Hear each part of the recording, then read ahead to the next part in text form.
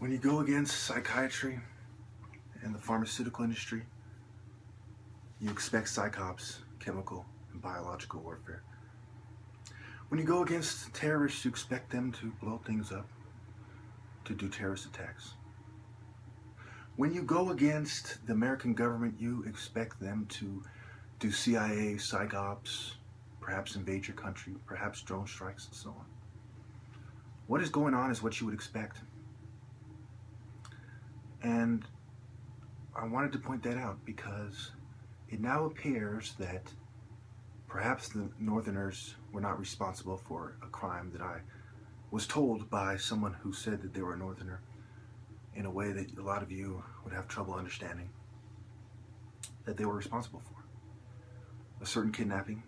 I'm not going to go into any more detail than that. And so it appears that perhaps they are not responsible. It is the gang stalker's fault, not mine. And I'll clear that up. They have done a lot of things to put me at odds with the Northerners. They've had somebody who's a Northerner, jack me and other incidences and have them gang stalk me. Fine. Like I say, the moment I see that I've made an error, I rush to correct it. That has not changed.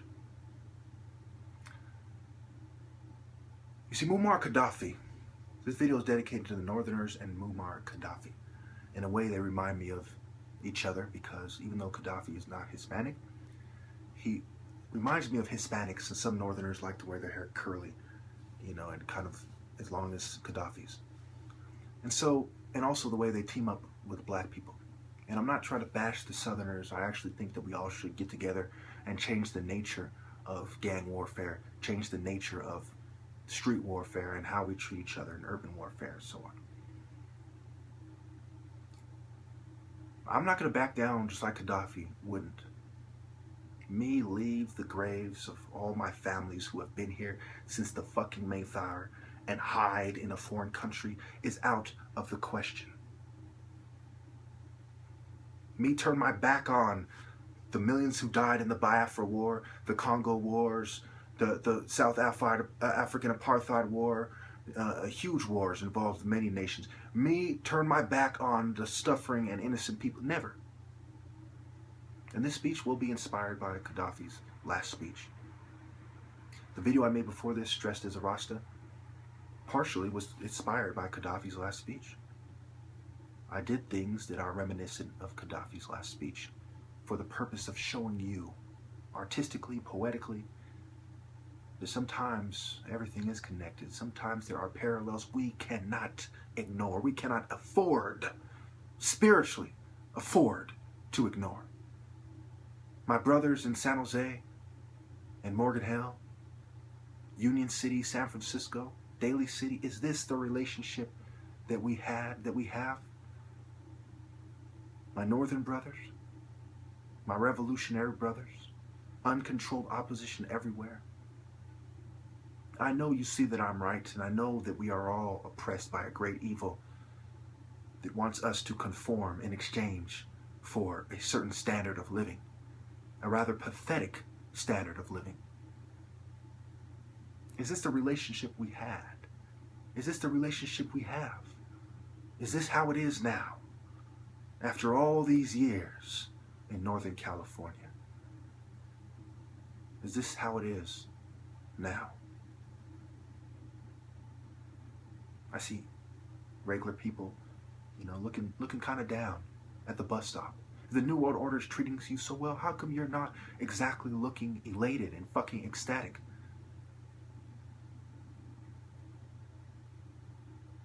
Because you are influenced by a great evil. We all are. And I intend to fight these people to my death. I would go as far as to say that a righteous man in this situation would have no choice but to fight these people to his death, no matter what they have in store for me. Biological, chemical warfare, disease, germ warfare, no matter what these sick, twisted, sinister, diabolical pharmaceutical executives and administration fucking filth have up under, waiting for me, under their fucking sleeve, around the corner. No matter what form of death awaits me,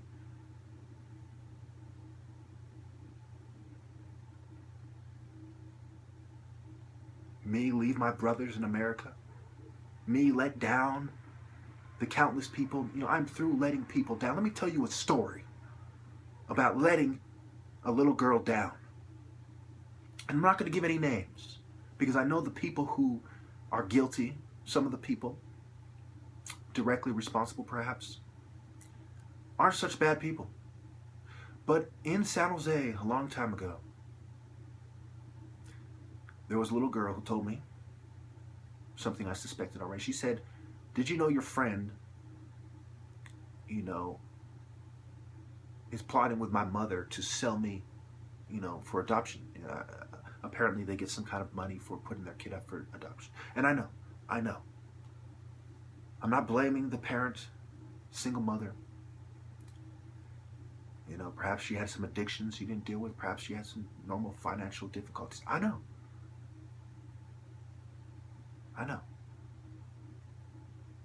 I'm not blaming anybody but the system in this case, but this story needs to be told. And you know what I did? I didn't do a fucking thing because I told myself there's nothing I can do.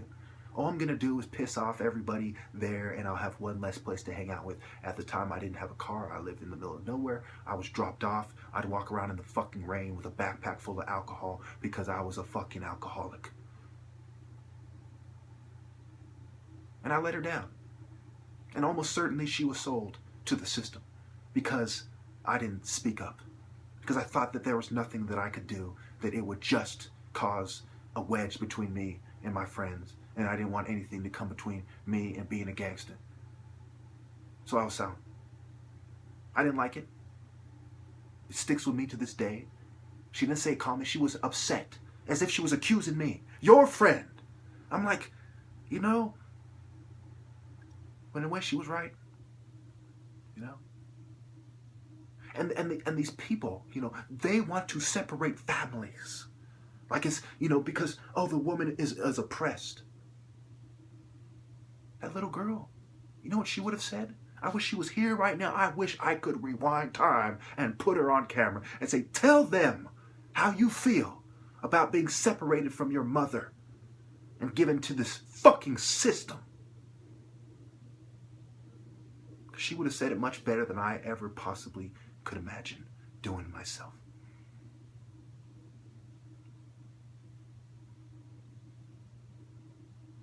I've seen too much suffering to back down. I know too much to back down. I am too righteous, upright, and principled to back down. I am incapable of backing down.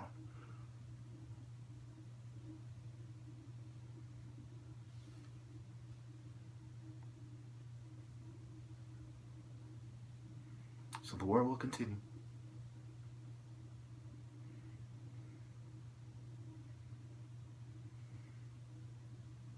Even if I'm all alone, as it seems I've been, with only my viewers to offer me any comfort.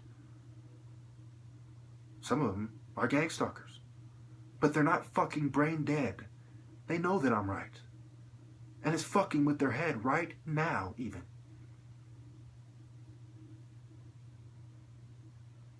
I cannot give up on the good and the innocent in the world. If this was hell, I would not be trying to stop anything. But there's too much good in the world to back down. I know what it's like to have nowhere to go. I know what it's like to be hungry and miserable and not know about tomorrow. Hell, I don't know about tomorrow right now. Even some of the gang stalkers who are helping them, they're giving them a hard time even though they're helping them just because they're close to me, just so they can cover all the odds and ends and leave no rock unturned. These scumbags. Every once in a while the tape is moved and they manage to gas me a little bit.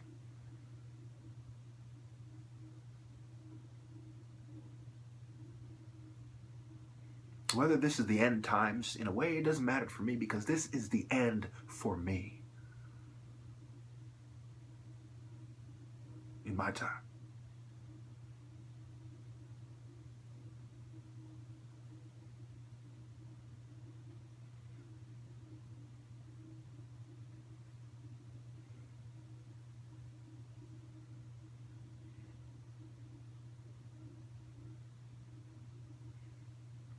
help but think about that little girl right now, my son, the starving children in pictures from Ethiopia, famines, Somalian famines. Partially, it is the fault of the internationalists and foreign policies of Western nations. Partially, at least, as they ruin soils, as they make people dependent on different forms of production, of livelihood, of living, of making a living. They change things. They want to ruin soil, cause wars. They put countries in positions where they need to buy guns instead of work on their infrastructure. And they buy leftover guns, and they're going to sit there. Like these darkies cannot, govern their own nations. They put up a bunch of puppet dictators and give them a fucking offer they can't refuse, put their back against the wall, and then they turn around and say, well, these darkies can't govern their nation anyway. And if you were to back into a corner those same ignorant cowards who make those arguments, you know what they would say? Well, we were meant to rise above them, and that's why it's like this. They would do the same thing to us. And you know why they're wrong? It's a matter of philosophy. Who would do what to who? It's not just who has the upper hand and the desire to be on top. It is also your philosophy. There are some men that wouldn't do that to other people, either because of their principles, either because they've been there themselves. We all wouldn't, if we had the power to, oppress other people to make sure that we're on top, to make us look good. There are some of us who care about principles more than we care about looking good. We care about doing good better more than we care about feeling good.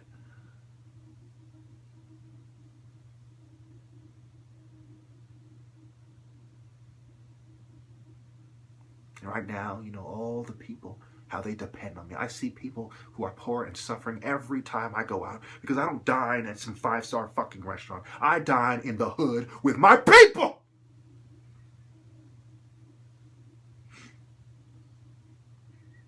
Of all races.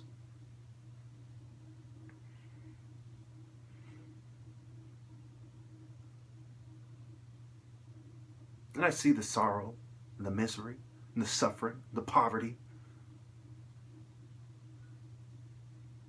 And I say, I'm not working hard enough. There's more that I can do that I'm not doing.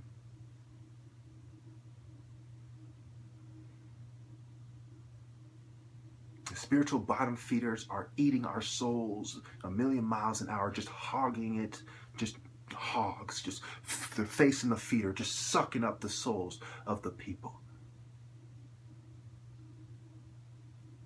I'm going to whip this philosophy thing once and for all. I'm going to finish this debate. I'm going to conclude this struggle. And there will be no room for a bunch of spiritual bottom feeders to rise and fly at the throat of the future generations of righteous men and women. No enemies will be left behind. They will have no room for debate, for future debate.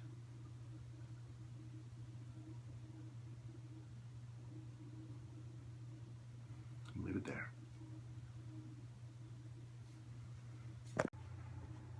Never leave an enemy behind, or it will rise again to fly at your throat.